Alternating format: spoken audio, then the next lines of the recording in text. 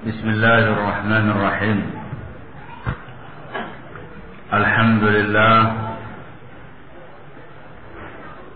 والصلاة والسلام على رسول الله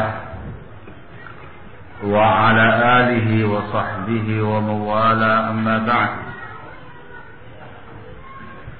Qanafitina azakumullah. Kita sudah menyebutkan beberapa faedah penting prinsip ahli sunnah wal jamaah di dalam al-wala wal bara.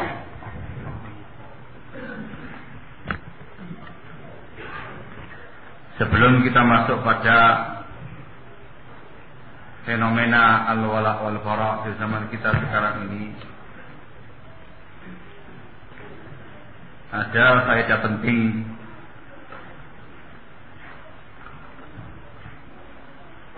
yang disebutkan oleh muallif hafizahullah taala wa ra'ah tatkala beliau menjelaskan dan mensyarah hadis Ibnu Abbas,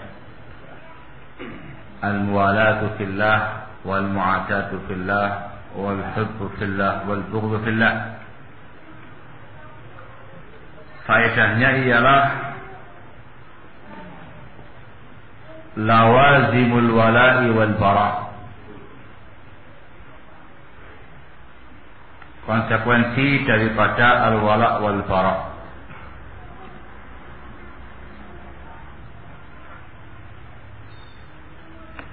Beliau menyebutkan di antara lawazim, konsekuensi daripada al-wala' wal bara ialah ta'atuhu subhanahu wa ta'atu rasulih sallallahu alaihi wa ala alihi wa sallam.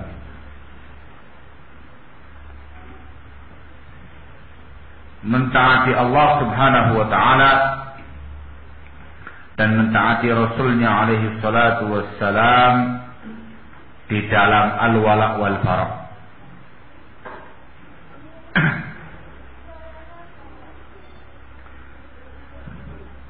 Juga di antara lawazimnya, kata beliau, ialah taqdimu ta'atillahi wa rasulihi ala ta'ati man siwahuma, mendahulukan ketaatan kepada Allah dan Rasulnya di atas ketaatan kepada selain Allah dan Rasulnya.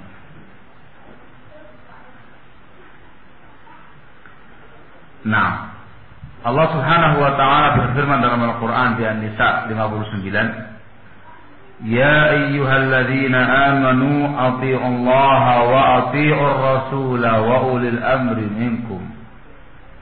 Wahai orang-orang yang beriman, taatlah kepada Allah, taatlah kepada Rasul dan ulil amri di antara kalian. Di sini ada perintah taat kepada Allah dan perintah taat kepada Rasul alaihi salatu wassalam. Ditujukan kepada segenap kaum mukminin. Tatkala Allah subhanahu wa ta'ala menyebutkan ketaatan kepada penguasa, disebutkan dengan tanpa fi'il ati'um, langsung mengatakan wa ulil amri minkum, dan ulil amri di antara kalian. Itu menunjukkan bahwasanya ketaatan kepada selain Allah itu dikaitkan dengan ketaatan kepada Allah dan Rasulnya. Lebih tegas lagi Allah subhanahu wa ta'ala menyatakan dalam Al-Quran di Al-Hujurat ayat yang pertama, Ya ayyuhalladzina amanu la tuqaddimu baina yadayillahi wa rasulihi wattaqullah. Wahai orang-orang yang beriman, janganlah kalian mendahului Allah dan Rasulnya. Ila akhir ayat. Menunjukkan kepada kita bahwasanya di antara konsekuensi al-wala' wal bara' kita harus mentaati Allah dan Rasulnya sekaligus mendahulukan ketaatan kepada Allah dan Rasulnya dibandingkan dengan ketaatan kepada selainnya. Juga kata muallif hafizahullah, di antara konsekuensi al-wala' wal bara' ialah mahabbatu ma yuhibbuhu Allah wa rasuluhu min al-aqwali wal a'mal adh-dhahirati wal batinah. Di antara konsekuensi al-wala' wal bara' ialah mencintai apa yang dicintai oleh Allah dan Rasulnya, baik berupa ucapan ataupun perbuatan, baik yang lahir ataupun yang batin. Juga di antara konsekuensi al-wala' wal bara' ialah mahabbatu man yuhibbuhu Allah wa rasuluhu wa muwalatu man walahu Allah wa rasuluhu. Mencintai orang-orang yang dicintai oleh Allah dan Rasulnya, berloyalitas, berwala kepada orang-orang yang diberi wala oleh Allah dan Rasulnya. Juga termasuk konsekuensinya ialah bughdu ma yubghiduhu Allah wa rasuluhu minal aqwali wal a'mali adh-dhahirati wal batinah. Membenci segala sesuatu yang dibenci oleh Allah dan Rasulnya, baik dalam bentuk ucapan ataupun perbuatan yang lahir ataupun yang batin. Begitu pula bughdu man yubghiduhu Allah wa rasuluhu wa mu'adatu man 'adahu Allah wa rasuluhu sallallahu alaihi wasallam.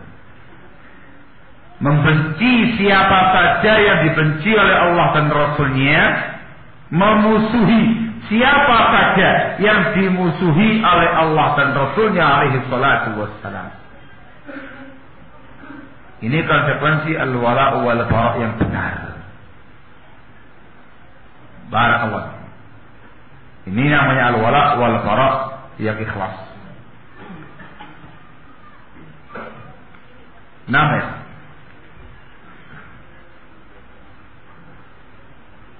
Ini hal-hal penting yang perlu diangkat dan perlu difahami terkait dengan masalah prinsip Ahlus Sunnah wal Jamaah di dalam al-wala' wal bara'. Adapun fenomena al-wala' wal bara' di zaman kita sekarang ini, barakallahu fikum, kita mendapati di tengah-tengah masyarakat secara umum, di samping ada al-wala' wal bara' yang sesuai sunnah di atas prinsip ahlu sunnah, itu yang kita utarakan di atas, tinggal kita terapkan dalam kehidupan sehari-hari. Namun di tengah-tengah masyarakat kita, barakallahu fikum, bermunculan al-wala' wal bara' yang bertentangan dengan prinsip al-wala' wal bara' Islam. Dan ini memiliki ragam yang sangat banyak,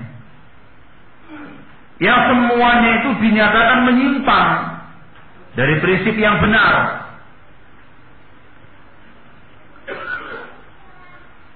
Kalau ditinjau dari sisi luas dan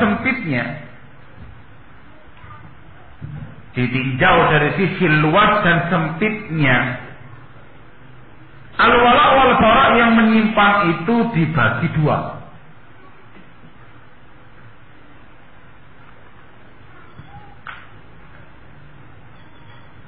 Yang pertama ialah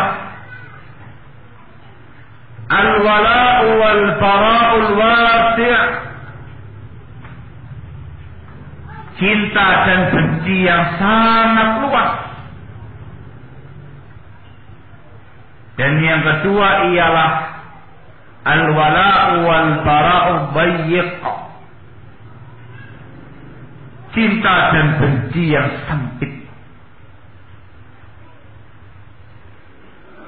Adapun yang pertama, al-wala wal bara yang luas ialah sikap loyalitas yang melebihi, melampaui apa yang diizinkan oleh syariat.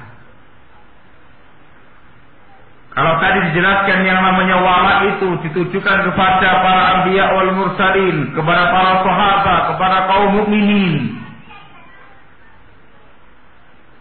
Ini ada al-wala yang kebablasan yang melampaui batas sampai pada tingkat ada mualatu al-kufar, loyalitas kepada orang-orang kafir. Ada mualatul mubtadi'ah, ada yang loyalitas kepada ahlul bid'ah, ada mualat washabil ma'asi, ada loyalitas kepada pelaku-pelaku kemaksiatan. Orang yang semestinya kita kasih bara'ah dikasih mualah. Itu mualatun wasi', jangkauannya terlalu luas. Ini penyimpangan barakallahu fikum. Begitu pula dalam babul bara'ah, dalam bab kebencian dan bara', sikap berlepas diri, juga melampaui batas yang diizinkan. Yang semestinya sikap bara' itu ditujukan kepada kaum kufar dengan berbagai macam alirannya, ditujukan kepada kaum munafikin, ditujukan kepada ashabul ahwa'i wal bidah, ditujukan kepada ashabul ma'asi wal dzunub, melebar sampai pada tingkat menunjukkan sikap bara'ah, sikap kebencian kepada pihak-pihak yang mestinya diberi wala, sampai pada tingkat membenci para anbiya wal mursalin, bara' kepada mereka, pada tingkat memiliki sikap bara'ah, membenci para sahabat, membenci salafun salih, membenci para ulama, membenci ahlu sunnati wal jamaah, membenci kaum mukminin. Orang-orang yang semestinya kita kasih wala, orang-orang yang mestinya kita cintai, ternyata dia benci, ternyata dia berikan sikap bara' kepada mereka tersebut. Ini al-bara'atul wasi'ah, luas, melampaui batas yang diizinkan. Penyimpangan.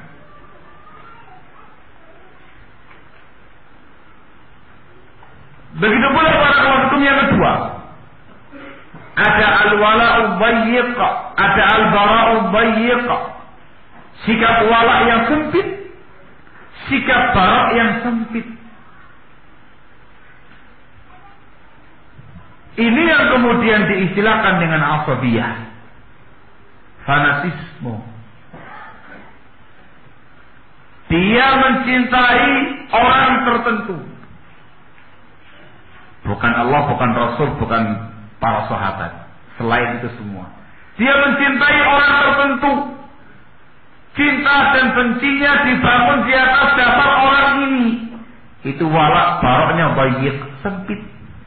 Yang namanya orang bisa jadi penguasa tertentu, pejabat tertentu, alim tertentu, syekh tertentu, guru tertentu, ustaz tertentu, dai tertentu, atau tokoh-tokoh tertentu. Cintanya untuk dia, bencinya untuk dia, wala baroknya dibangun di atas satu orang ini. Itu namanya al-wala wal bara' ad-dayyiq, yang sempit.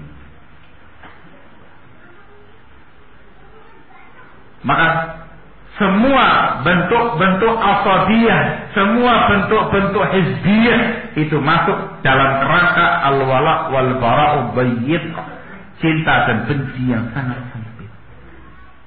Baik pada orang atau pada kelompok. Al-wala wal bara'nya dibangun di atas sekte tertentu, pemahaman tertentu, pemikiran tertentu, kelompok tertentu. atau komunitas, atau sebuah wadah, sebuah lembaga, atau sebuah warna, sebuah atribut, dan segala macamnya tertentu. Itu merupakan al-wala wal bara'u bayyiq yang sangat sempit. Ini yang dikenal dengan sebutan al-asabiyah al-hizbiyah. Penyimpangan. Itu merupakan penyimpangan barakallahu fikum. Yang benar qanatinazakumullah al-wala wal bara itu luas terkendali. Jangan lupa bimbingannya ialah Alkitab was Sunnah dengan pemahaman salaful ummah, al-wala wal baranya lillahi ta'ala. Dasarnya iman, dasarnya sunnah. Barakallahu. Semua orang yang di atas Islam, di atas iman, di atas sunnah kita cintai. Terbatas pada itu. Semua itu luas. Di atas prinsip tadi itu terkendali dan terbatas. Siapa saja yang menyelisihinya maka kita benci. Luas meliputi siapa saja, namun terbatas pada perkara-perkara yang menyimpang dari Islam, menyimpang dari sunnah Rasulullah Shallallahu Alaihi Wasallam. Ada yang wasi', ada yang bayyin, ada yang luas, ada yang sempit. Itu semuanya pelanggaran syariat, pelanggaran prinsip. Semuanya merupakan bentuk-bentuk penyimpangan barakallahu fikum. Ini kalau ditinjau dari sisi jangkauannya luas dan sempit. Dan semuanya adalah penyimpangan barakallahu fikum.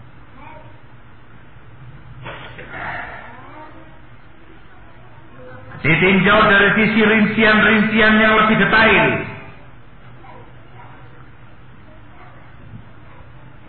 Itu menjadi dua pembahasan.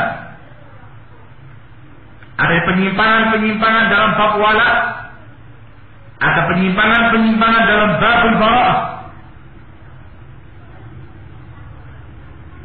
Di antara bentuk penyimpangan dalam babul wala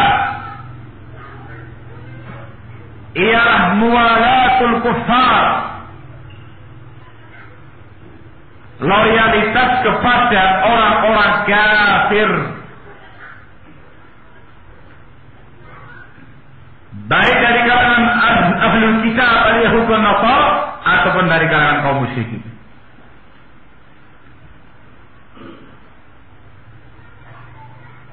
Ini penyimpangan. Allah Subhanahu wa taala menegaskan dalam firman-Nya, disebutkan dalam surah Al-Mujadilah ayat yang pertama, ya ayyuhalladzina amanu la tattakhidhu aduwwi wa aduwwakum awliya'a tulquna ilaihim bil mawaddah. Wahai orang-orang yang beriman, janganlah kalian menjadikan musuhku dan musuh kalian sebagai wali. Kalian berikan cinta kepada mereka. Tegas larangannya.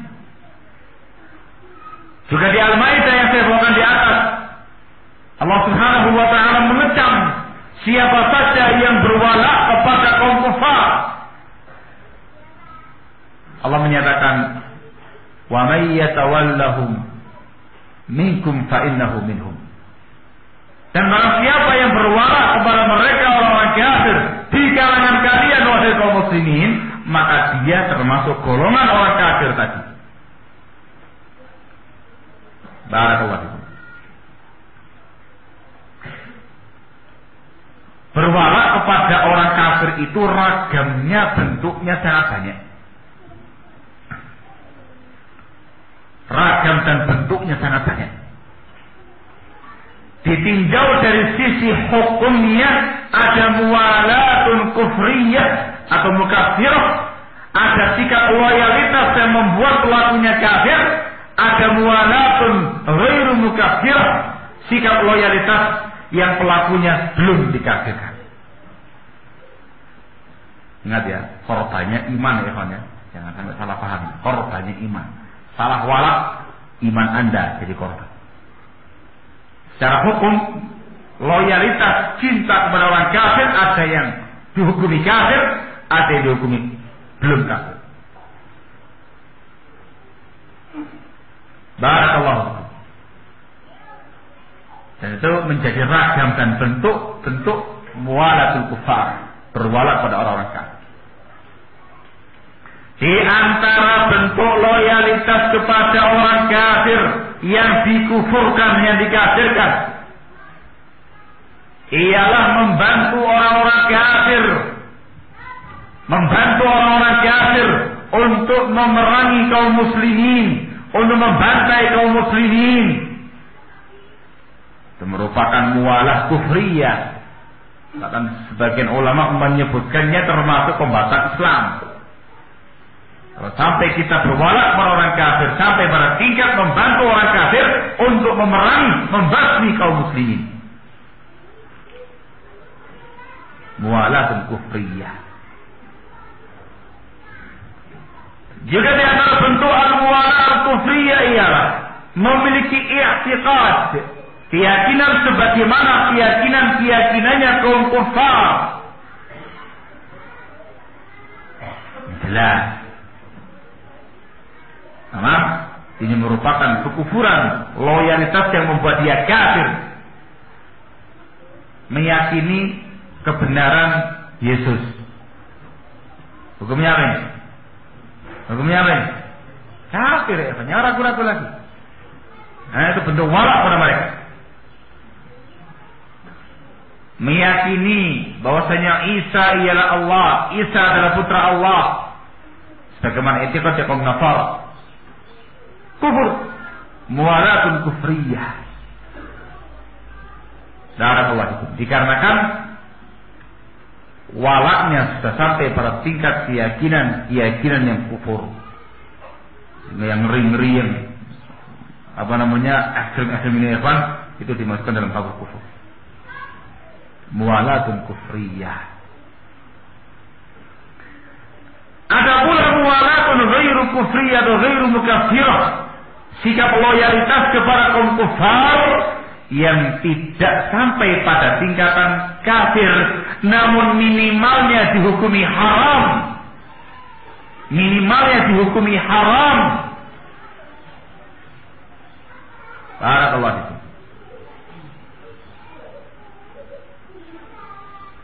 Ini yang banyak diulas oleh para ulama dalam bab at-tasyabbuh bil kufar. Menyerupai orang-orang kafir.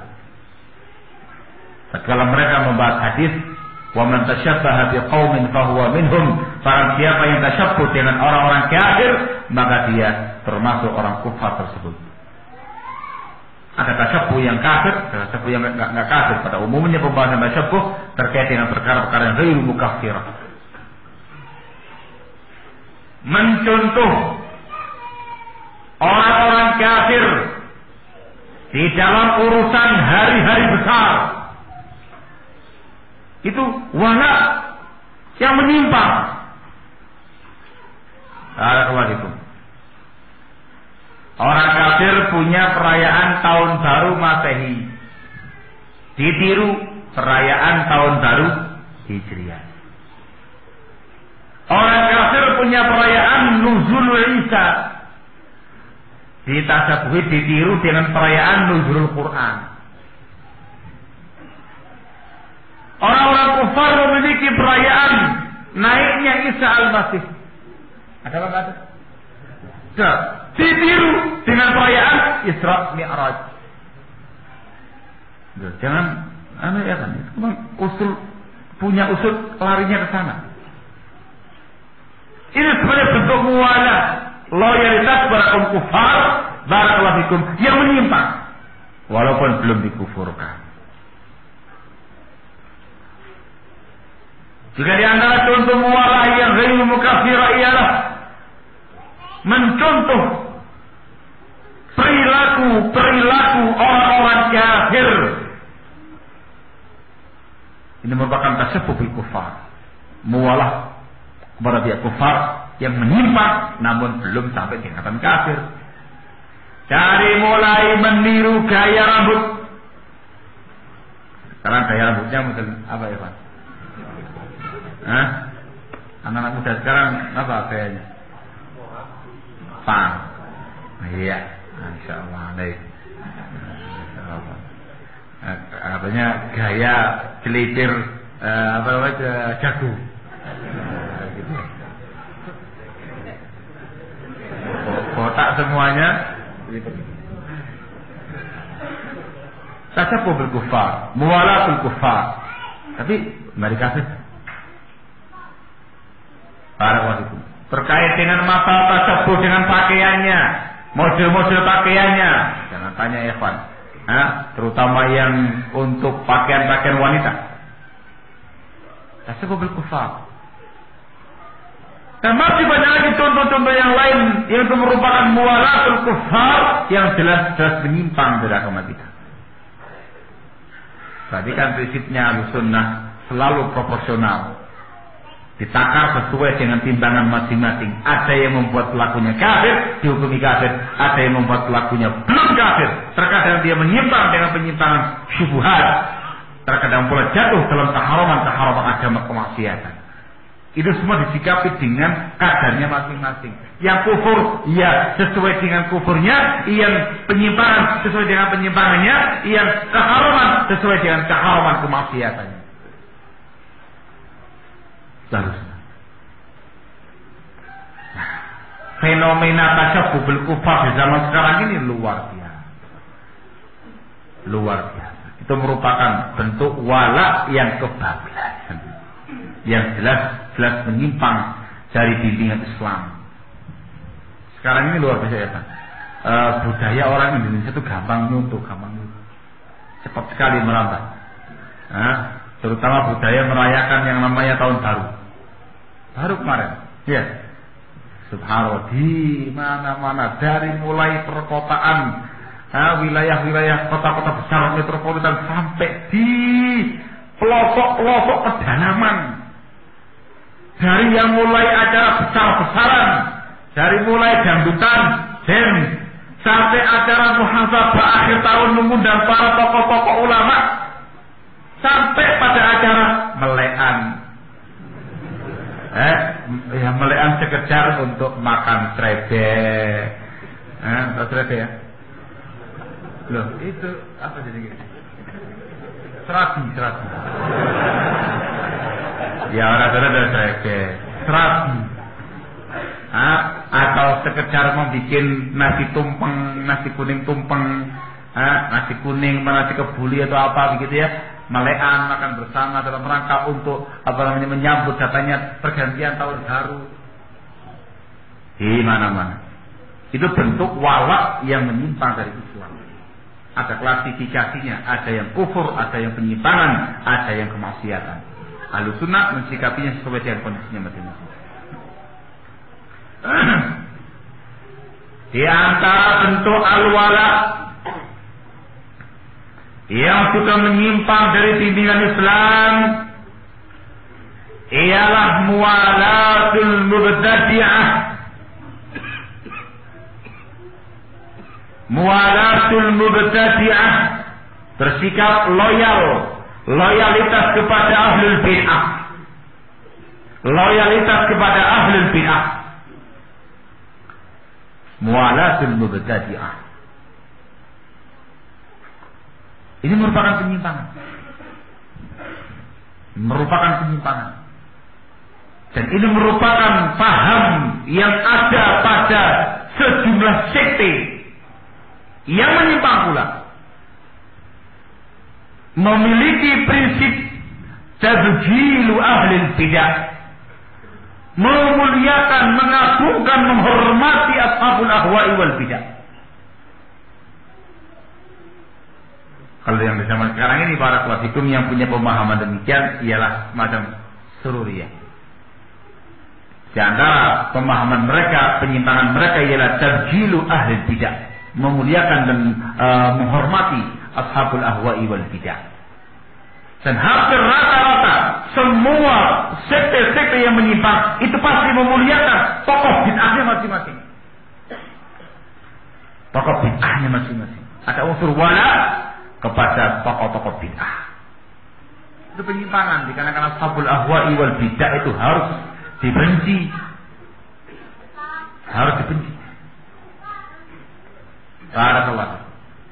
Bentuk loyalitas kepada ashabul ahwa'i wal bid'ah ini macam-macam. Macam-macam. Di antara bentuk loyal kepada ahlul bid'ah ialah menokohkan dia, meyakininya sebagai seorang tokoh panutan. Barakallahu fikum. Di antara bentuk loyalitas kepada ahlul bid'ah, menyanjung-nyanjung, memuji-muji ahlul bid'ah tersebut dengan sanjungan-sanjungan yang layaknya pantas untuk kaum mukminin ahlus sunnah. Menyatakan ahlul bid'ah sebagai tokoh pembaharu, itu bentuk loyal kepada mereka. Barakallahu fikum. Menyanjung seorang tokoh ahlul bid'ah dengan dijuluki sebagai sastrawan yang hebat, yang terkemuka, pemersatu umat, pemersatu bangsa dan segala macamnya, berbagai macam julukan-julukan yang mentereng. Barakallahu fikum. Itu semuanya bentuk loyalitas kepada ahlul bid'ah. Lebih daripada itu, loyalitas kepada ahlul bid'ah itu kelihatan dengan dia belajar kepada ahlul bid'ah tadi. Semakin membahayakan ini. Belajar, bermajlis kepada ahlul bid'ah tadi. Ini parah ya. Atau mendengarkan ceramah-ceramah mereka, atau membaca karya-karya mereka. Paling tidak membantu mereka, membantu pergerakan-pergerakan mereka dengan finansial yang kamu miliki, dengan ide-ide cemerlang yang kamu punya, dengan jabatan yang kamu duduki. Barakallahu fikum. Ini semuanya bentuk loyalitas kepada ashabul ahwa'i wal bid'ah. Barakallahu fikum. Ada yang penyimpangan, ada yang haram. Ada yang penyimpangan, ada yang haram, sesuai dengan kadar dan bentuk loyalitas masing-masing. Di zaman sekarang ini barakallahu fikum, bentuk muwalatu ahlul bid'ah itu luar biasa. Kaum muslimin pada umumnya lebih loyal kepada tokoh-tokoh bid'ah daripada loyal kepada tokoh-tokoh sunnah. Nggih? Ngoten? Siapa ya? Barakallahu fikum.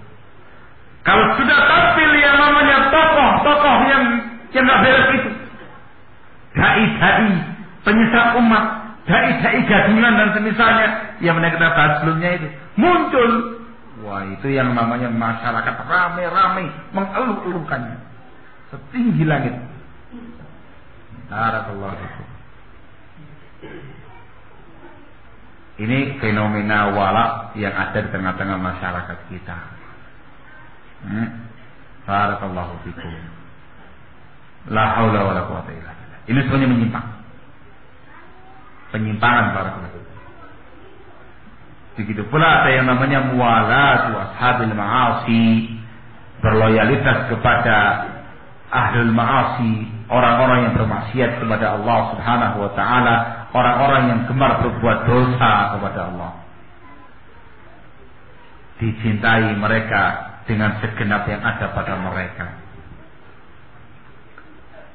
Allahul musta'an, wala haula wala quwwata illa billah. Al-muhim yang namanya wala itu ya kan beragam bentuknya. Hukumnya pun juga beragam. Tergantung model walaknya masing-masing. Begitu pula yang nabitina azakumullah terkait dengan yang namanya al-bara'ah. Sikap kebencian, sikap bara'ah yang menyimpang dari pimpinan Islam juga sangat banyak ragamnya. Ada yang kemudian memiliki bara'ah minal anbiya'i wal mursalin, sikap berlepas diri, sikap memusuhi dan membenci para nabi dan para rasul. Hukumnya apa ini? Hukumnya kufur ya Pak, hukumnya kafir. Hukumnya kafir. Ada pula yang diwujudkan dengan al-bara'atu minas sunnah, berlepas diri dan membenci sunnah Rasul alaihi salatu wassalam. Membenci sunnahnya Rasul ya. Ini pun juga demikian. Kalau yang dia benci sunnahnya, itu merupakan kekufuran. Kekufuran itu harus dibedakan antara membenci sunnah dan membenci pelaku sunnah, orang. Kalau dia membenci orang-orang yang mengamalkan sunnah dikarenakan tidak suka dengan orang tersebut, merasa sumpah, merasa sepet, merasa enggak enak matanya memandang orang-orang yang mengamalkan sunnah dikarenakan orangnya, itu merupakan keharaman. Enggak suka dengan orang-orang yang berjenggot lebat, sumpah, nah, gitu ya, enggak rapi, enggak bergas. Misalkan gitu. Tidak suka dengan orang-orang yang mengenakan pakaian-pakaian sunnah. Tidak suka dengan orang yang berjubah, tidak suka dengan orang yang menggunakan sorban dan segala macam. Sikapkan orangnya itu punya haram. Tetapi kalau dia benci, atau yang dia benci ya sunnah Rasulnya, bimbingan Rasulnya, itu merupakan kekufuran. Demikian klasifikasi yang disebutkan oleh para ulama. Di antaranya ada Syekh Ibnu Utsaimin rahimahullah. Itu bara'ah yang menyimpang. Zaman sekarang ini ada banyak. Orang-orang yang anti sunnah sangat banyak. Yang semestinya kamu cintai sunnah itu, kamu cintai orang-orang yang mengamalkan sunnah itu, ternyata malah dia benci, ternyata malah dia musuhi. Ingat, secara hukum diklasifikasi ya, jangan dipukul rata. Ada orang yang barok kepada sunnah, ada yang kufur, ada yang penyimpangan, ada yang maksiat keharaman, sesuai dengan kadarnya masing-masing. Banyak ya teman-teman sekalian, Allah musta'an. Juga di antara bentuk al-bara'ah yang munharifah, yang menyimpang, ia al-bara'atu minas sahabati radhiyallahu ta'ala anhum ajma'in.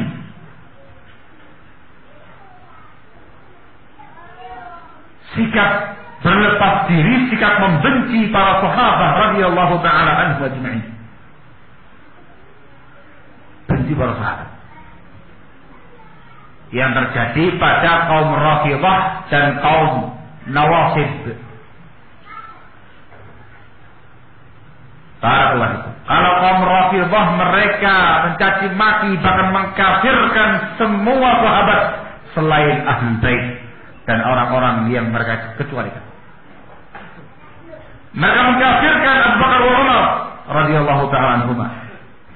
Mereka mencaci maki, merendahkan para sahabat yang lain, terutama para sahabat-sahabat yang banyak meriwayatkan hadis dari Rasulullah sallallahu alaihi wasallam. Di antara yang sering mereka tikam ialah Aisyah radhiyallahu ta'ala anha. Juga sahabat yang mulia Abu Hurairah radhiyallahu ta'ala anhu wa arda. Itu merupakan sikap barok yang menyimpang. Ada klasifikasinya, ada yang kufur, ada yang penyimpangan bid'ah, ada yang maksiat. Barakallahu. Begitu pula kaum Nawasib. Kaum Nawasib mereka mengkafirkan Ahlul Bait, mengkafirkan keluarga Rasulullah alaihi salatu wassalam dari kalangan para sahabat. Bahkan kaum Khawarij barakallahu fikum mengkafirkan semua sahabat yang terlibat dalam perundingan damai pada masa kekhilafahan Ali bin Abi Thalib radhiyallahu taala anhu wa arba. Dikafirkan semua oleh kaum Khawarij. Itu merupakan bara'ah munharifah, sikap bara'ah yang menyimpang barakallahu fikum terkait dengan para sahabat radhiyallahu taala anhum ajma'in. tingkat-tingkat hukum baroahnya tadi. Juga termasuk baroah yang menyimpang, barakallahu fikum, ialah al-bara'atu minal ulama sunnah. Sikap berlepas diri, membenci dan memusuhi para ulama sunnah. Ini merupakan ciri khasnya ashabul ahwa'i wal bidah dari mulai zaman dahulu kala sampai zaman sekarang ini. Dan itu mencontoh sikapnya kaum musyrikin. Kaum musyrikin sangat benci kepada Rasulullah SAW. Ya, sangat benci, bahkan sampai pada tingkat memerangi Rasul SAW. Di antara bentuk kebencian yang diwujudkan oleh kaum musyrikin ialah menjuluki Rasul Shallallahu Alaihi Wasallam dengan julukan-julukan yang merendahkan. Dikatakan sebagai tukang sihir, dikatakan sebagai kazzab, pendusta, dikatakan sebagai syair, tukang syair, dikatakan sebagai majnun, orang yang tidak waras dan segala macamnya. Itu bentuk baroah mereka musyrikin. Dicontoh oleh ashabul ahwa'i wal bidah di zaman setelah mereka. Ahlul bid'ah barakallahu fikum dari mulai zaman dahulu kala sampai zaman sekarang ini, di antara ciri-cirinya, bahkan dikatakan oleh para ulama ciri-ciri yang paling nampak, yang paling kelihatan, ia kebencian yang amat sangat kepada ulama sunnah. Itu baroah yang ke-12. Abu Hatim Ar-Razi rahimahullah dan sejumlah ulama yang lainnya jelas menyatakan min alamati ahli bidah al-waqi'atu fi ahli al-athar. Termasuk ciri-cirinya ahlul bid'ah ialah mencaci maki dan mencela para ulama ahli hadis, ahlul athar. Barakallahu fikum. Disebutkan pula, diriwayatkan dari Ahmad bin Sinan rahimahullah, dia menyatakan laisa fid dunya mubtadi'un illa wa huwa yubghidu ahlul hadis. Laisa fid dunya mubtadi'un illa wa huwa yubghidu ahlul hadis. Tidak ada seorang ahli bid'ah pun di dunia ini melainkan dia pasti benci kepada ahli hadis, kepada para ulama ahli hadis.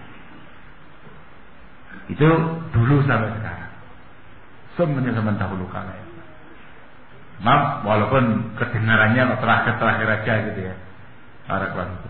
Di antara sekte-sekte sekarang ini barakallahu fikum yang memiliki baroah yang menyimpang semacam ini ialah Sururiyah. Di samping mereka punya prinsip memuliakan dan menyanjung tokoh-tokoh bid'ah, di saat yang sama Sururiyah juga melecehkan dan menghinakan para ulama sunnah.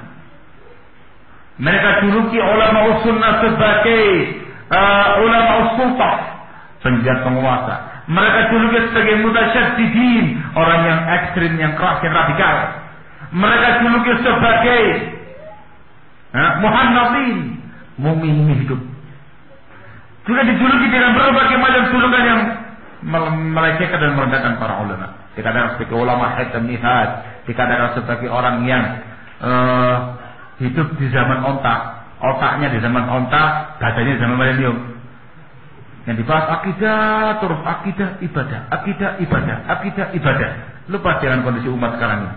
Sehingga alamnya alam onta, badannya badan milenium. Dan macam-macam lagi barakallahu fikum yang dilakukan oleh mereka semua terkait dengan para ulama. Dan yang memiliki pemahaman yang seperti ini ia dari sekte Haddadiyah. Sebagaimana kita sebutkan pada antum barakallahu fikum. Baroah yang menyimpang.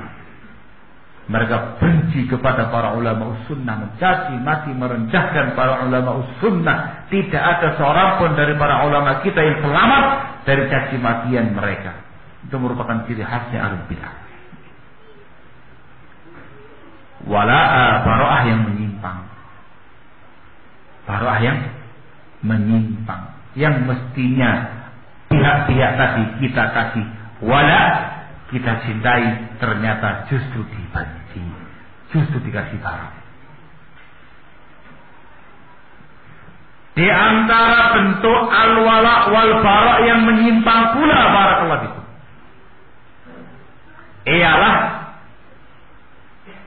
ialah sikap hulu sikap hulu di dalam al-wala, juga sikap hulu di dalam al-bara. Allahul musta'an. Ini tidak proporsional. Contoh dalam babul bara'ah.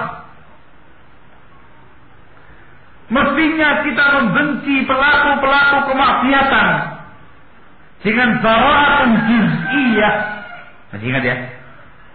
Yang dibahas sekarang pelaku kemaksiatan. Muslim maksiat, Muslim pelaku dosa besar. Yang mestinya kita benci mereka dengan kebencian yang parsial, tidak total. Ternyata kita benci mereka dengan kebencian yang totalitas, yang total, yang kulliyah. Ini penyimpangan dalam perkara bara'ah ya barakallahu. Hulu dalam membenci seseorang.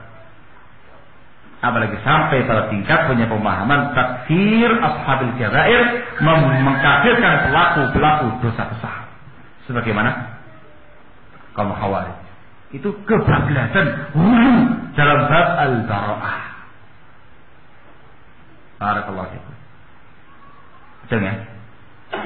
Nama ya Pak. Begitu pula terkait dengan masalah al-wala, kita mencintai seseorang yang di atas sunnah. Kita mencintai orang-orang yang beriman kepada Allah, yang mukmin dalam iman, namun hulu dalam al-wala. Bentuknya ialah sampai pada tingkat asabiyah, al-wala'u bayyid, wala yang sempit hanya pada orang yang tadi kita cintai saja. Ragam dan bentuk yang namanya al-wala' wal-bara' yang menyimpang sangat banyak. Ini semua tadi tendensinya adalah perkara prinsip. Belum lagi kalau kita menyebutkan al-wala' wal-bara' dengan tendensi yang sifatnya duniawi pribadi, lebih banyak lagi. Barakallahu fikum. La haula wala quwwata illa billahil aliyyil azim.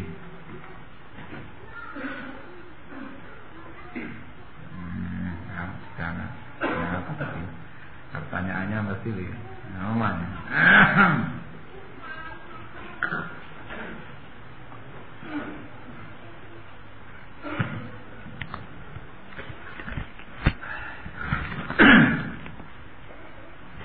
Ini kaidah-kaidahnya, teori-teorinya. Dalam penerapannya barakallahu fikum, kita harus betul-betul memperhatikan prinsip Ahlus Sunnah dalam al-wala' wal bara'. Jangan sampai hulu berlebihan, jangan sampai pula tafriq kurang dalam penerapan al-wala' wal bara'.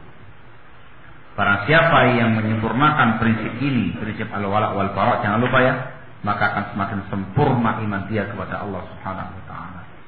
Kalau sudah menyimpang al-wala' wal bara'-nya, maka yang terjadi ya ikhwan barakallahu fikum ialah adanya penyimpangan iman.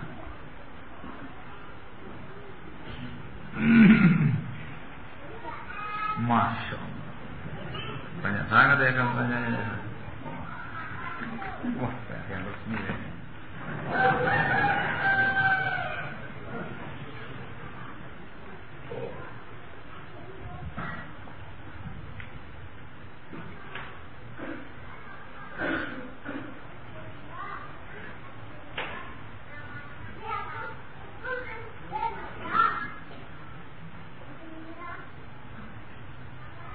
Wah.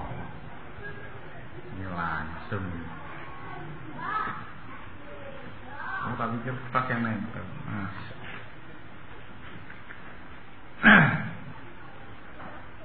Saya lihat Pak. Ada yang bertanya. Cuman pertanyaannya saya setting ya. Saya edit. Setting. Yang ngatur lah. Diedit.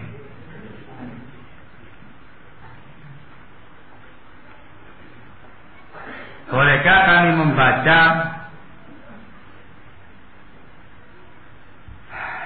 majalah atau yang semisalnya yang masih mengambil ucapan dari orang yang telah ditahdir oleh masyayikh Ahlus Sunnah wal Jamaah? Masya Allah. Yakin ya tahdir ya? Terkait tentang masalah ini, itu kembali kepada permasalahan apa hukum menukil pernyataan-pernyataan orang-orang yang menyimpang dari kalangan hizbiyin, ashabul ahwa'i wal bidah. Menukil pernyataan mereka dalam karya-karya tulis kita, baik kitab atau makalah-makalah kita di buletin atau makalah-makalah kita di sebuah majalah dan semisal. Barakallahu fikum. Tentang masalah ini barakallahu fikum. Baik.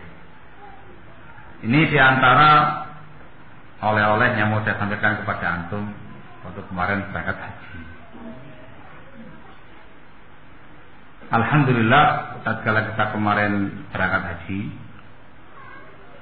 sebelum manasik kita masih di Madinah, kita sempat bertemu dengan Syekh Al-Fadil Abdullah bin Abdul Rahim Al-Bukhari hafizahullah ta'ala wa ra'ah.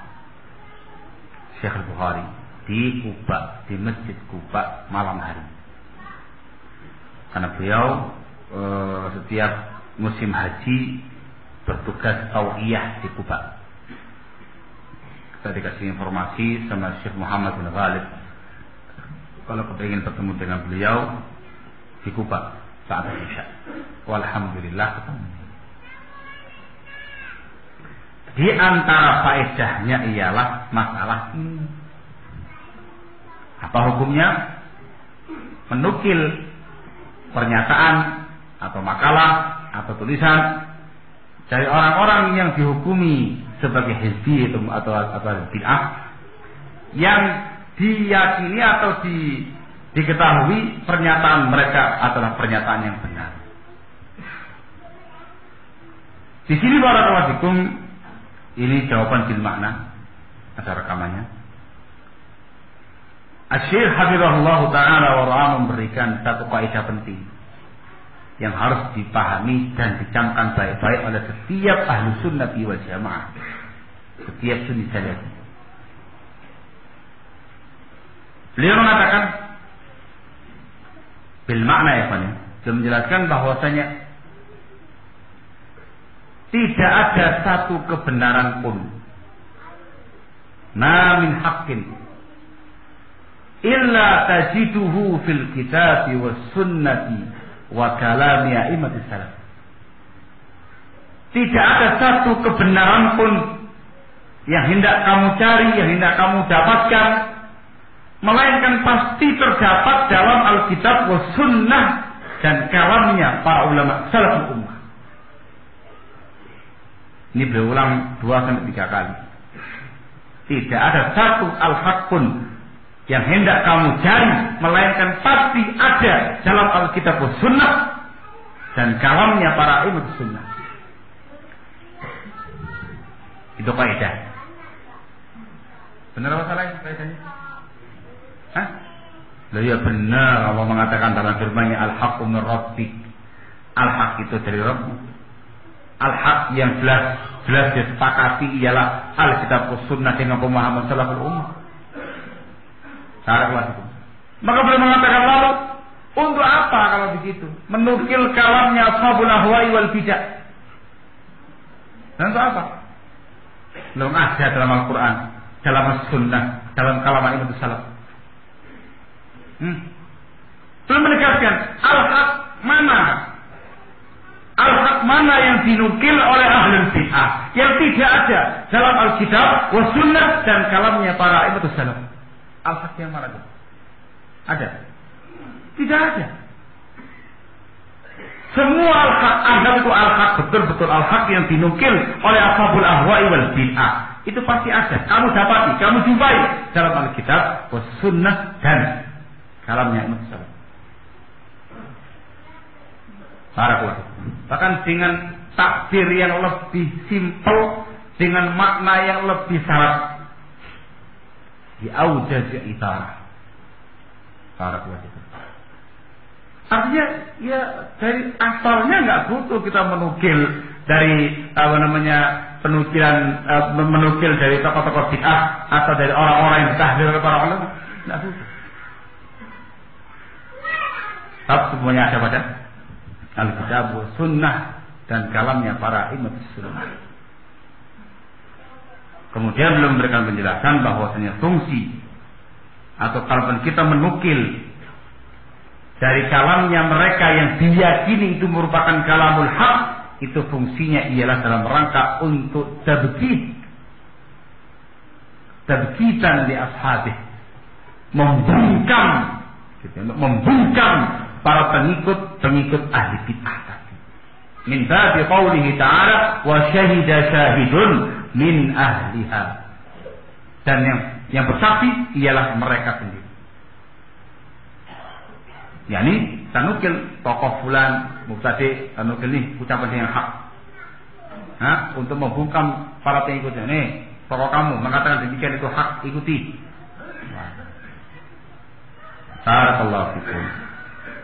Ini yang disebutkan oleh Syekh Al-Bukhari hafizahullah taala wa ra'ah. Barakallahu fikum.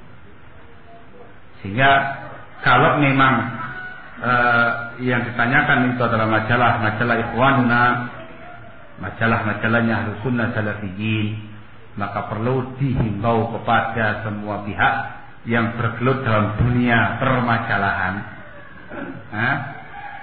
diupayakan di dalam menulis makalah-makalah, baik itu makalah yang ditulis secara pribadi oleh staf ahli atau penulis masing-masing, atau dari menerjemahkan karya tulis atau menerjemahkan sebuah makalah, sekali-kali jangan menukil dari ashabul ahwa'i wal bid'ah. Kita sudah dicukupkan dengan Alkitab wa Sunnah dan kalamnya para ulama sunnah. Bahkan kalamnya ulama sunnah itu lebih bagus, lebih gamblang, lebih ilmiah, lebih simple, lebih syarat makna. Kalaupun kita terpaksa menukil dari mereka, fungsinya ialah dalam rangka untuk tabjid, untuk membantah para pelaku bid'ah yang condong dengan pokoknya ini. Wa syahida syahidun min ahliha, disertai dengan penjelasan. Orang ini adalah orang yang demikian, sebutkan bagaimana penyimpangan dia, kita nukil pernyataan dia, tujuannya untuk ini. Hakata. Ini dalam rangka untuk tahmidan lil fitan, dalam rangka untuk meredam fitnah yang biasa dimunculkan oleh orang-orang yang suka fitnah. Sampai itu. Kalau dia mengatakan susah ini nyari makalahnya Ahlus Sunnah, itu menunjukkan ketidakmampuan kalian. Tatkala kamu tidak mampu, ojo ngoyo. Bilang kita nggak mampu, jangan nukilkan yang satu ini. Tanya kepada orang yang ahli yang mampu. Jangan sampai dengan alasan ketidakmampuan untuk mencari makalah atau mencari makalah pernyataan para ulama sunnah membuat kita akhirnya masuk dalam jeratan yang mengerikan. Barakallahu. Paham ya? Naam ya kawan. Sekarang pertanyaannya bagaimana membaca majalah seperti itu? Ya dirinci. Kalau majalahnya bukan majalah Ahlus Sunnah, ngapain kamu membaca majalahnya yang bukan Ahlus Sunnah? Nah, dari mulai asalnya jangan membaca majalah-majalah bukan majalahnya Ahlus Sunnah. Kalau memang ternyata ada di majalah-majalahnya Salafiyin, maka harus dikasih teguran. Teguran. Nah, ini diluruskan, ini benarkan, wahada. Dan yang mendapatkan teguran harus lapang dada, menerima dengan sebaik-baiknya di revisi, di edisi berikutnya dan segala macamnya, atau terangkan bagaimana sesungguhnya, dan tidak perlu mengadakan yang namanya pembelaan diri. Para pelaku ini hal yang penting para pelaku yang harus dipahami oleh kita semua dalam bab ini. Ini sebenarnya permasalahan sudah lama ya. Seingat saya ini masalah pernah diangkat tahun 90-an dulu. Lama itu tahun 90-an. Dan setahu saya tidak dulu ya begitu memang. Tidak menukil dari kalamnya ashabul ahwa'i wal bid'ah kecuali dalam rangka untuk tabkitan di ashabi. Kedian ya. Berarti ilmu apa itu? Ya ilmunya yang ngasih ilmu.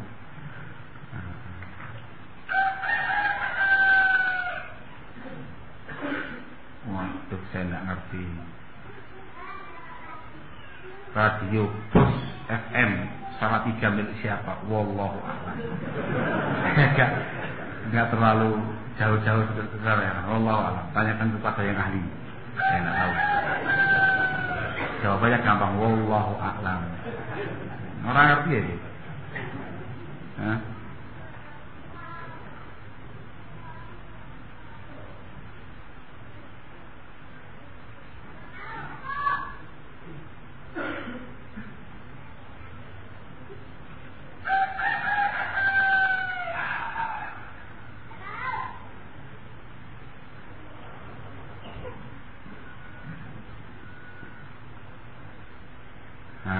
Apakah kita harus memperhatikan ketaatan kepada pemerintah dalam hal UMR 4 jam kerja? Apa UMR?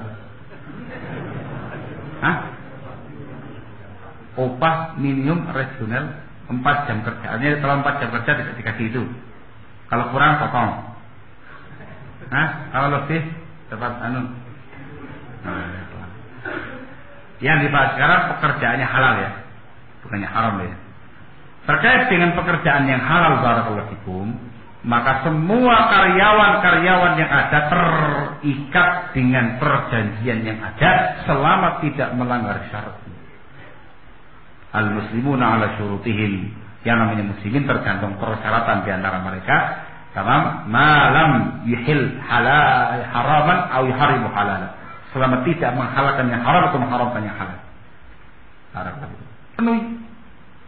Antum kalau kepingin panjang lebar mengulas masalah ini, antum lihat dalam fatwa Lajnah Daimah, saya lupa detail beberapa ya kan, itu pembahasan sekian banyak fatwa khusus untuk para muwadzifin, para pegawai-pegawai itu yang kerja-kerja di perusahaan, di karyawan dan segala macam itu, sekian banyak adab-adab dan segala macamnya lebih daripada yang ditanyakan Pak. Yang tahu di antaranya. Di antara yang disebutkan oleh para ulama dalam fatwa mereka ya Pak, seseorang yang mendapatkan fasilitas dari negara atau dari perusahaan untuk pekerjaan dia, maka itu hanya digunakan untuk pekerjaan dia.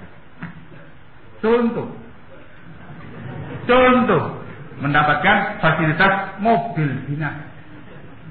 Platnya apa ini? Merah. Ya Pak ya? Merah, maka ketentuannya kata para ulama harus digunakan untuk dinas. Kalau dia pergunakan untuk kepentingan pribadi, tentu nggak ada aturannya, maka nggak boleh. Saat pribadi ganti mobil pribadi. Kalau nggak punya, motor pribadi. Nggak punya, ngompreng. Kayak gitu ya. Itu namanya disiplin kerja. Itu diantara. Itu kalau ada peraturan boleh itu mobil legendaris untuk semua dinasmu, untuk pribadimu dan segala macamnya. Ya jazakallah khairan.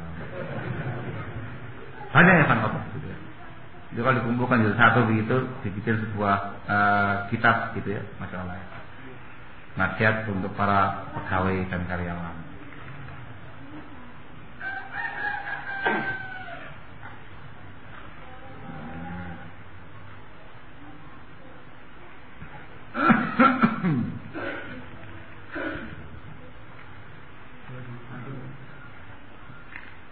Biar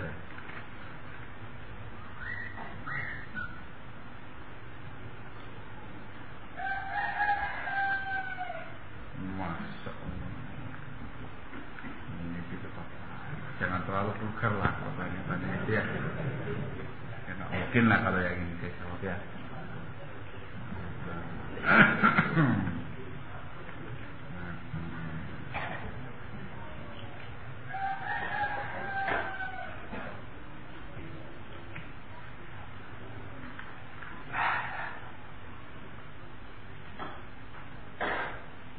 Masya Allah. Apakah majalah Al-Furqan majalahnya Ahli Sunnah yang pantas dibaca? Kenapa? Oh, ini majalah itu tonggo dewe. Tahu tonggo dewe ya? Memang pondoknya di sebelah kita ya. Jaraknya nggak jauh-jauh lah. 50 meter. Nah, ini merupakan link lama ini kan. Dari link-linknya orang-orang yang dahulu membela Sururi. Dan sampai sekarang belum ada perubahan.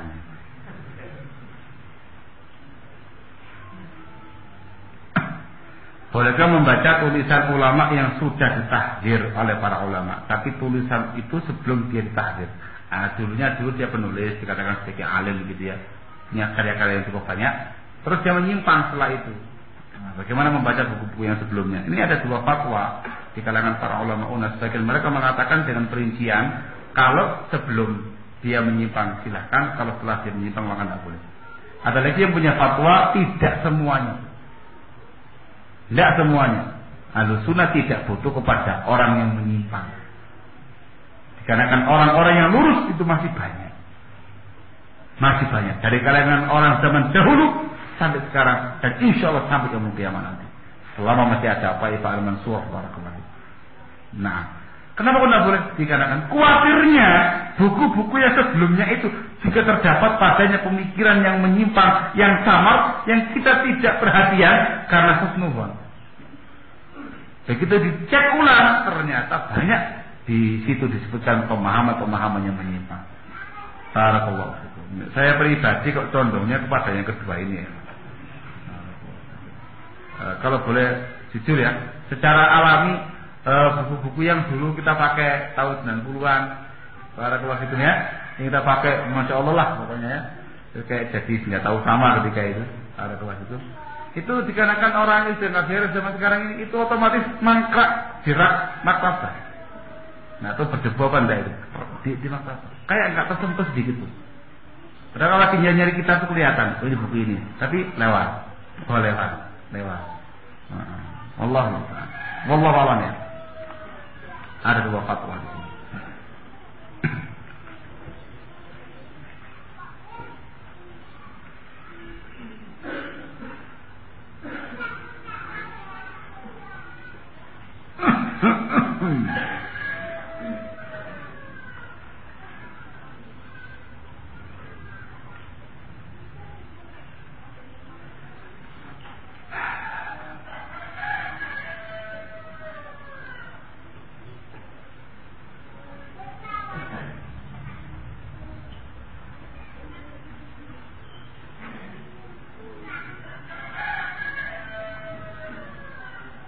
Masya Allah, pertanyaannya mantap. Baik. Bagaimana penerapan al-wala wal barok terhadap orang tua kandung yang tidak melaksanakan sholat 5 waktu? Masya Allah. Ya, penerapannya digunakan al-wala wal barok juz'iyah. Selama dia masih muslim, selaku muslim, selaku orang tua kita tetap kita cintai dan tetap berkewajiban untuk birrul walidain. Dari sisi dia tidak sholat, kita tidak suka, maka di situ ada upaya untuk nasihat, untuk mendakwai beliau amar ma'ruf nahi munkar dengan cara yang arif, dengan cara yang bijak. Semoga beliaunya bagi wong tua ya, lain dengan orang lain. Apakah penerapan al-baro'ah kepada kaum muslimin yang berbeda manhaj dapat memicu perpecahan umat Islam? Biar percaya tetapi itu merupakan perpecahan yang syar'i. Beliau ke Isa, ya iya. Dikarenakan tidak mungkin pernah bertemu yang namanya ahlul haq dengan ahlul batil. Pasti berpisah sampai yaumul qiyamah. Sehingga perpisahannya karena Allah, perjumpaan dan pertemuannya pun karena Allah. Kita berpisah dengan mereka, orang-orang yang beda manhaj, yang dikatakan menyimpang, lillahi wa fillah, ma'assalam. Walaupun dari sisi mualahnya ada, selagi mereka masih muslim. Tapi itu terkait dengan ta'awun dakwah, afwan. Terkait dengan masalah kajian bersama, afwan. Terkait dengan acara bersama juga afwan. Saling tukar menukar ide dan pikiran dakwah juga afwan. Dan perkara-perkara yang nggak mungkin afwan. Itu kita semuanya berpisah dengan mereka karena Allah Subhanahu wa taala. Itu yang namanya al-bughdu fillah. Paham ya? Secara global ya, Pak. Secara global. Lain halnya dengan masalah personal. Itu punya hukum sendiri.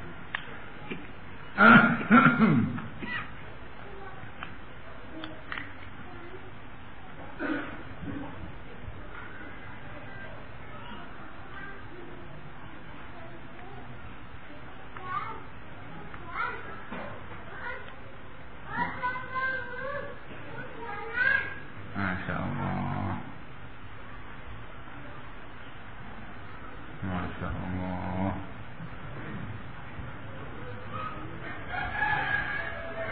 Allah yang punya versi silakan. Allah bisa.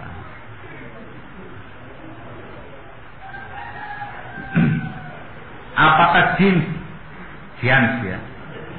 Jins termasuk tasyabuh dari sisi bahan pakaiannya ataukah model pakaiannya? Jawabannya model pakaiannya. Model pakaiannya dengan ketat seperti itu, musbil seperti itu, apalagi yang dibolongi lututnya dan segala macamnya, itu yang tasyabuh bil kufar, bukan bahan. Itu diingatkan oleh Al-Allamah Ibnu Utsaimin, Syekh Muhammad Ibnu Utsaimin dan Shalih Utsaimin rahimahullah taala. Dari kami. Jadi kalau seandainya kita beli bahan jin, gimana ngomong saya? Jin. Jin. Kita beli bahan itu tadi. Kemudian kita jadikan sebagai sirwal. Labas.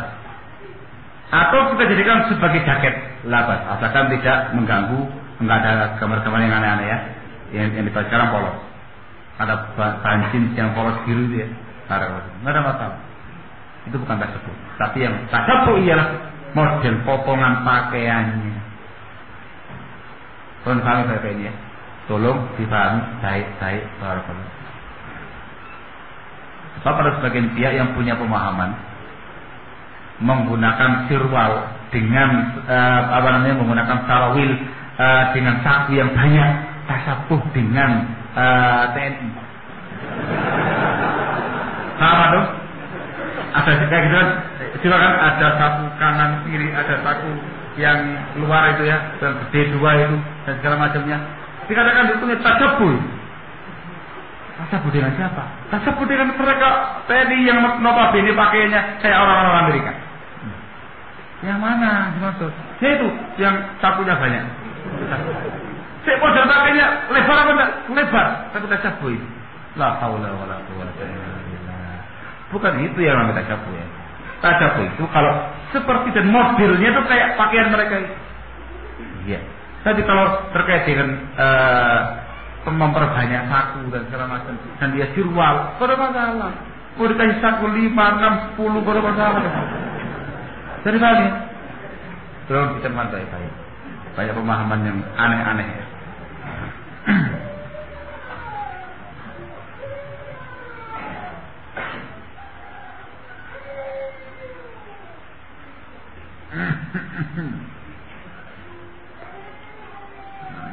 Masya Allah.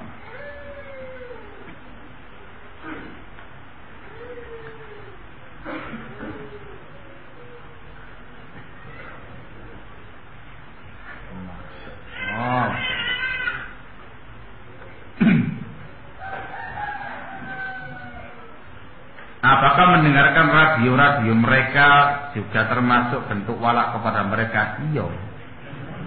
Kalau radio-radio dari kalangan hizbiyin,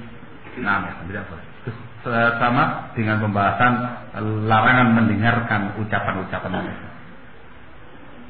Radionya Ahlus Sunnah juga banyak.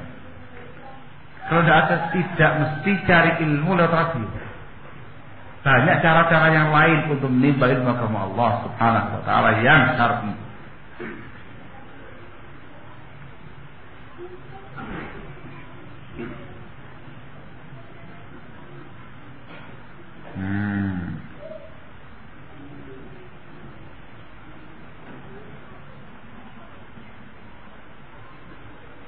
Apakah benar secara syar'i jika ditegakkan sikap al-wala wal bara terhadap sesama salafiyin dibangun di atas seorang alim tertentu dengan alasan seorang alim tersebut lebih lama belajarnya di hadapan para ulama? Nah, tadi itu yang disebut dengan al-wala al-dayyiq, loyalitas yang sempit pada alim tertentu, kepada syekh tertentu.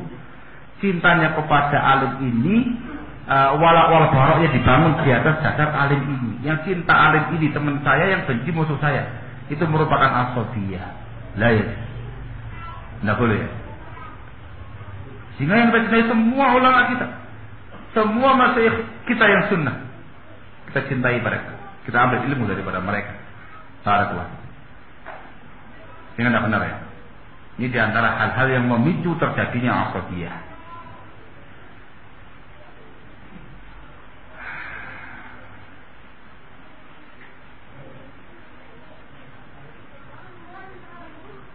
Apakah syariat hajar hanya berlaku bagi dai bid'ah atau mencakup seluruh kalangan baik dai-nya maupun kalangan para taibnya juga?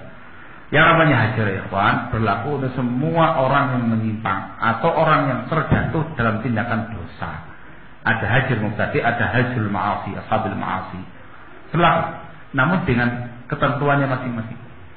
Sebagaimana yang pernah kita bahas, ada hajar kulli, ada hajar juz'i, ada yang total, ada yang parsial, sesuai dengan kondisinya masing-masing, dengan menggunakan kaidah i'tibarul masalih wal mafasid, mempertimbangkan maslahat dan madarat.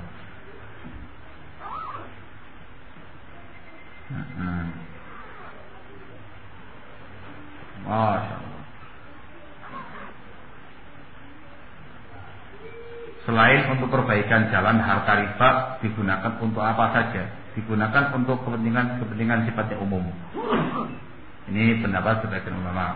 Apalagi yang berfatwa boleh diberikan kepada fakir miskin yang membutuhkan. Yang jelas bukan untuk perkara-perkara yang sifatnya ubudiyah. Dan perlu diingatkan, bukan berarti kemudian kita itu sibuk mengumpulkan harta riba. Tolong ya, ini kadang ada perkara yang kebablasan. Dengan alasan fasum dikumpulkan semua harta riba. Ada apa ya? Ini ketika ada orang yang di tangan dia ada harta riba, bagaimana cara untuk melepaskan daripadanya? Lari kepada fasum. Tapi hukum mengambil harta riba itu tidak boleh. Tidak boleh. Jangan atau uangnya banyak, miliaran, mau nggak mau taruh di mana? Di bank. Kan ada anaknya. Itu jangan kamu ambil. Jangan kamu ambil. Barakallahu. Kalau sudah tangannya antum semua, karena kemana ini? Jalannya kepada fasum tadi. Ya kemudian Allah Khalifah yang punya harta merah, harta panas, kumpulkan sini. Kita mau bikin apa namanya lapangan futsal. Nah, ini nggak ada seperti itu ya, Pak. Dari mana ya? Nggak ada nih. Tolong jangan kebablasan. Tolong jangan kebablasan. Sebab ada sebagian dia yang berbuat demikian. Berbuat demikian bukan lapangan futsal, bahkan untuk pendidikan. Ini mengerikan ya. Hah? Allahul musta'an.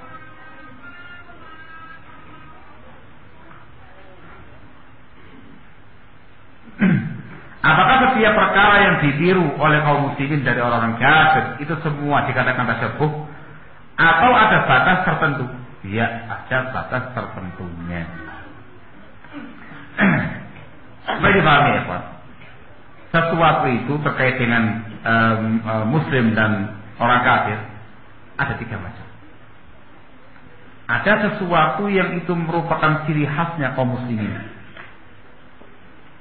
Paham ya? Jelas ini bukan satu, harus kita tampilkan atau tonjolkan. Ciri khasnya kaum muslimin. Yang kedua, ada yang merupakan ciri khasnya orang-orang kafir. Kalau dipakai oleh seseorang dikatakan itu kafir. Paham ya? Baik itu terkait dengan akidah, terkait dengan ibadah, terkait dengan muamalah, terkait dengan penampilan, terkait dengan apapun dari mereka. Budaya kafir dan semisalnya. Dan yang ketiga ya, sesuatu yang memang dari sananya perkara yang musyarak dipakai berdua, dipakai semua pihak. muslim pakai, kufar juga pakai. Kalau yang pertama yang khusus muslim bukan tasyabuh, kalau yang kedua dikatakan tasyabuh, untuk yang ketiga juga bukan tasyabuh. Sehingga yang dikatakan tasyabuh yang kedua tadi, yang itu merupakan min khasaisi al-kufar, termasuk kekhususannya orang-orang kafir. Syekh Abdul Razak Afifi, mantan naib mufti atau wakil mufti Am Saudi pada zaman dahulu rahimahullah, itu dalam buku fatwa beliau menyatakan yang ketentuan sesuatu dikatakan tasyabuh ialah ketika digunakan, ketika dipakai langsung dikatakan ini orang kafir. Artinya merupakan khasaisihim, kekhususan mereka.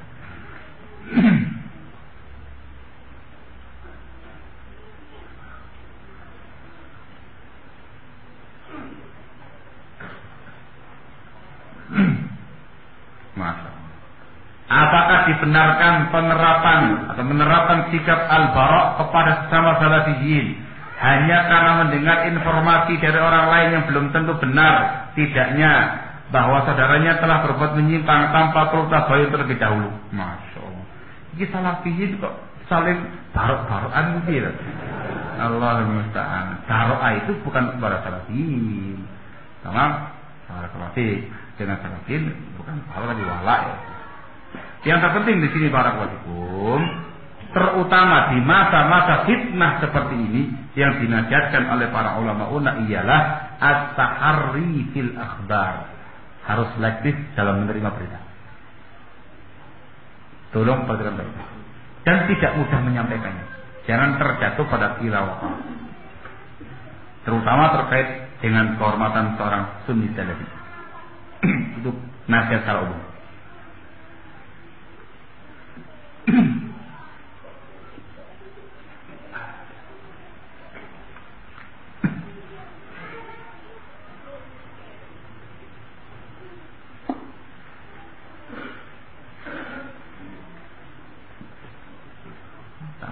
Gimana?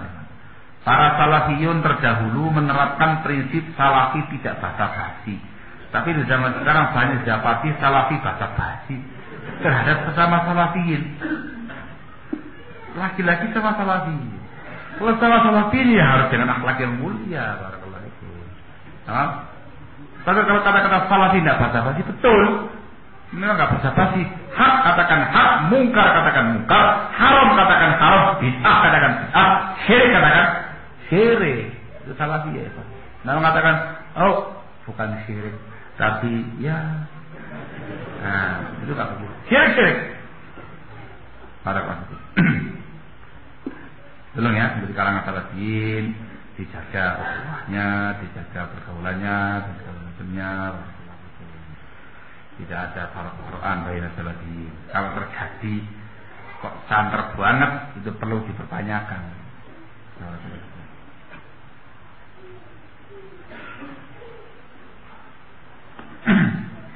Bagaimana menerangkan terhadap orang yang mengatakan sama-sama salaf kok berpecah dan bermusuhan? Ada kalau itu. Saya mengatakan ya akhi, yang pertama, manhaj salaf itu maksum. Benar ya? Manhaj salaf itu maksum. Sebab manhaj ini dibangun di atas Alkitab was Sunnah. Wahyu dari Allah Tabaraka wa Ta'ala, maksum, tidak akan salah. Artinya, manhaj salaf itu mengajarkan semua kebaikan dan melarang dari semua kejelekan dalam semua hal. Paham ya? Manhaj salaf itu syamil. Kita punya prinsip syumuliyatul manhaj, mencakup akidahnya salafiyah, ibadahnya salafiyah, muamalahnya salafiyah, akhlaknya salafi, adabnya salafi, penampilannya salafi. Syumuliyah. Yang berikutnya, person-person salafiyin itu manusia biasa. Belum ya? Manusia biasa. Manusia biasa. Bukan malaikat, manusia biasa yang tentu banyak salahnya. Udah ini. Maka tatkala terjadi sesuatu antara mereka berdua, sama Ya, yang pertama itu manusia. Tolong jangan salahkan manhajnya, jangan salahkan prinsipnya, tapi koreksi pelakunya dan orangnya masing-masing. Bermusuhan karena apa? Perkara pribadi, dua-duanya salah. Luruskan, nasihat. Masalah prinsip, nah di sini harus dikaji. Kalau masalah prinsip, yang benar salafi, yang salah hizbi. Maka bukan permusuhan antara salafi dan salafi, tapi salafi dan ngaku salafi. Barakallah. Sehingga dalam jam kafe ya. Dan tidak semestinya barakallah kalau orang yang betul-betul salafiyin, betul-betul ahlus sunnah, terjadi perpecahan tengah-tengah mereka. Barakallah.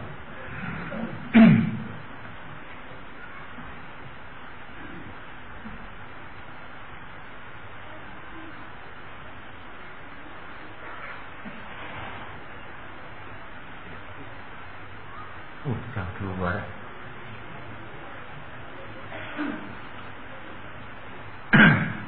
Bagaimana dengan baroah yang harus kita lakukan kepada mantan panglima laskar jihad? Termasuk jenis baroah yang bagaimana? Kalau kepada beliaunya namanya baroah juz'iyah. Masih muslim kan? Yakin? Loh kok diem? Masih kan? Jangan ragu-ragu, masih muslim. Masih muslim ya Pak. Sehingga dari sisi keislamannya, iya ada unsur wala. Dari sisi penyimpangannya, ya barakallahu fikum. Jangan sampai karena kecintaan kamu yang selama ini terpendam, membuat antum kemudian melampaui batas dalam mensikapi dia. Mestinya kamu barok, kamu wala. Ada namanya juz. Paham ya? Jangan pula karena kebencian yang sangat kepada beliaunya ini, akhirnya kamu tidak adil. Kamu kasih baro'ah kulliyah. Itu tidak tepat. Ahlussunnah selalu proporsional ya Evan, dalam semua urusan. Tengok dulu, mantan panglima lagi muslim apa ora? Muslim.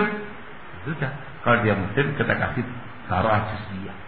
Selama dia muslim, maka ada unsur wala pada dia. Tapi terkait dengan penyimpangan yang ada, kita katakan itu menyimpang. Salah. Barakallahu fikum. Yang gitu ya. Terus kenapa? Begitu saja. Jangan sampai terbawa oleh perasaan ingat dengan masa lalu, kenangan-kenangan lama dan segala macamnya, membuat antum melaksanakan tindakan-tindakan yang tidak terpuji, yang bikin resah sebagai ikhwan. Nah, ini harus diingatkan pula para kawan itu. Karena bagaimana ya? Seneng ya seneng, kagum ya kagum pada masa lalunya, murid ya murid. Nah, ya. Tapi kalau menyimpang ya katakan menyimpang, salah katakan salah. Jangan dikarenakan perasaan seorang murid yang berlebih kepada gurunya, dia sebagai orang yang dulu mendidik saya, yang ada segala macamnya itu, kemudian dia berupaya semaksimal mungkin untuk mengentaskan dia dengan paksa dari jurang penyimpangan kepada sunnah. Ngoyo begitu, ayo cepat tarik sekuat tenaga menuju kepada sunnah, padahal dia masih menyimpang. Ya, maka yang terjadi ialah kegelisahan dan keresahan di kalangan para ikhwan. Apalagi yang berbuat demikian itu orang-orang yang berpengaruh, kayak murid-muridnya dulu. Para ikhwan itu, kalau seandainya saya yang narik beliau gimana? Resah dan gelisah. Siapa ya? Nah iya, ya sedikit banyak adalah yang ketularan sama saya kan. Apa itu? Masya Allah itu, menggandeng tangannya beliau, diajak sana kemari. Tapi benar itu. Saya ikhwan, menyimpang. Jangan kemudian punya perasaan yang aneh-aneh. Benci ya. Dulu sering dimarahi, benci ya, terserah itu lah. Barangkali itu. Tapi enggak, kebencian antum jangan melampaui batas. Jangan sampai memberikan baro'ah kulliyah kepada beliaunya. Yang tepat baro'atun juz'iyah. Gitu ya. Bagian pihak itu sok sayang pada beliau. Barakallahu fikum. Sayangan mereka murid-muridnya nggak ada yang sayang pada beliau. Masya Allah. Nah.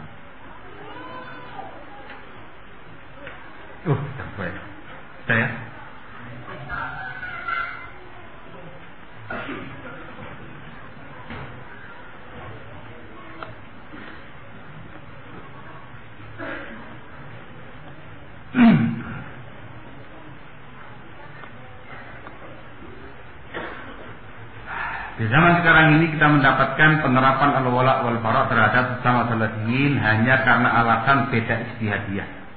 Padahal para ulama Ahlussunnah tidak menyalahkan kepada masing-masing salafiyin tersebut. Apakah dibenarkan secara syar'i penerapan al-wala wal bara tersebut? Kalau betul demikian kenyataannya di lapangan, sebagaimana pertanyaan yang disebutkan tadi, betul-betul itu masalah ijtihadiyah. Kok terjadi yang namanya al-wala wal bara, kebencian dan loyalitas, maka itu nggak dibenarkan. Nggak dibenarkan. Nah, contoh masalah yang sifatnya ijtihadiyah. Nah, sholat ketika tasyahud, ada yang berpendapat diam, ada yang berpendapat tahrik. Ini semuanya pendapatnya ulama Ahlussunnah. Ijtihadiyah. Kok ternyata ada yang berantem? Sampai mau bikin paguyuban menggerakkan jari. Yang ini paguyuban jari nggak bergerak. Itu namanya asabiyah. Maya susah. Dan tidak mungkin seorang salafi punya pemahaman seperti itu. Ya? Nah, kalau memang betul-betul ijtihadiyah, harus diklarifikasi dulu ijtihadiyah atau bukan. Jadi antum pandang ijtihadiyah, yang lain memandang bukan ijtihadiyah. Kalau sesuai dengan pertanyaannya, maka tidak boleh.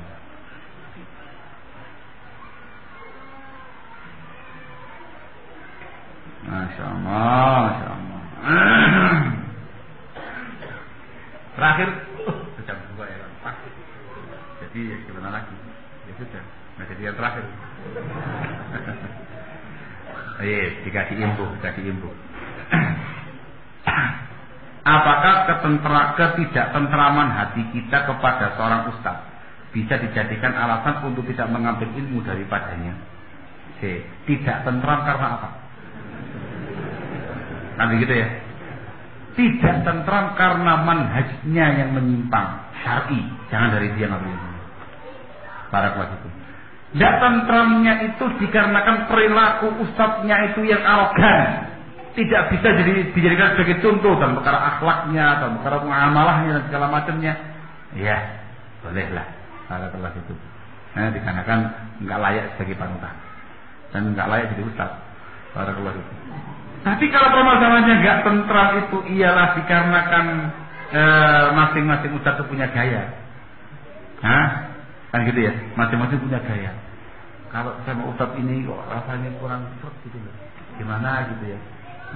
Kalau sama yang satunya lagi itu mantap. Maka itu bukan sebagai alasan. Masing-masing ustaz punya gaya, punya tipikal. Selama dia sebagai seorang ustaz salafi, dai salafi yang memiliki ilmu, ambil ilmu daripadanya.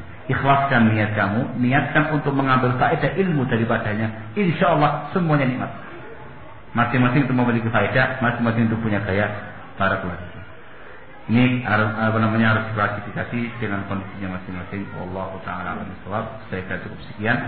Mudah-mudahan bisa dipahami dengan sebaik-baiknya. Akhirul kalam, subhanahu wa bihamdika asyhadu an la ilaha illa anta astaghfiruka wa atubu ilaik. Tafadhalu hafizakumullah.